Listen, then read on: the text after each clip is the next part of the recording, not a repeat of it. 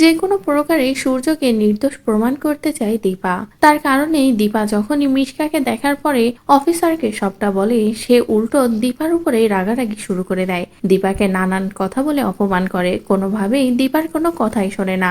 এদিকে দীপা তো নিরুপায় হয়ে যায়, নিরুপায় হয়ে কি করবে ভেবে পায় না। তারপরেই দীপা সূর্যের সাথে কথা বলে।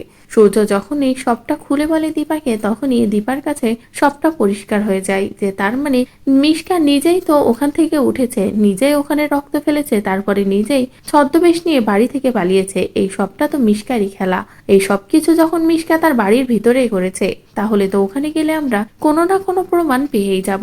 বলেই দীপা আর দেরি না করে তবলাকে নিয়ে সোজা মিশকার বাড়িতে চলে যায়। সেখানে গিয়ে মিশকার বিরুদ্ধে প্রমাণ খুঁজতে থাকে।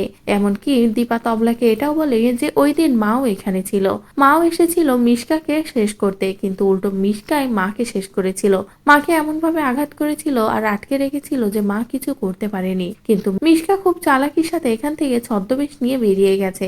আর আমার বিশ্বাস এর পিছনে তো কোনো না কোনো প্রমাণ মিশকা এখানে ছেড়েই গেছে, কোনো না কোনো একটা ভুল তো মিশকা করেছেই।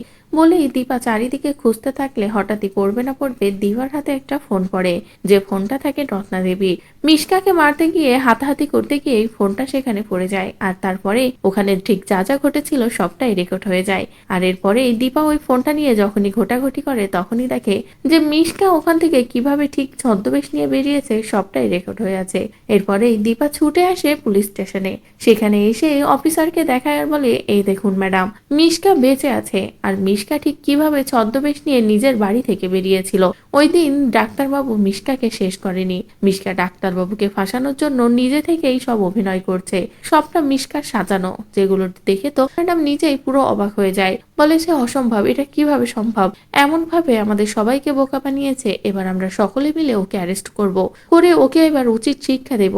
আর ডক্টর সূর্য যে নির্দোষ সেটা এবার আমরা নিজেরাই প্রমাণ করব। কিন্তু তার আগে আমাদের মিশকাকে হাতে নাতে ধরতেই হবে। তো বন্ধুরা, এবার যদি সত্যি দীপা মিশকার বাড়িতে গিয়ে এমন একটা প্রমাণ পায়, যেটা দেখার পরে সকলের কাছে পরিষ্কার হয়ে যায় যে মিশকা বেঁচে আছে, এমনকি সূর্যকেও দীপা নির্দোষ প্রমাণ করতে পারে, তাহলে সেটা দেখতে তোমাদের ঠিক কেমন লাগবে কমেন্ট করে জানাও। পরবর্তী আপডেট পেতে চ্যানেলটি সাবস্ক্রাইব করো।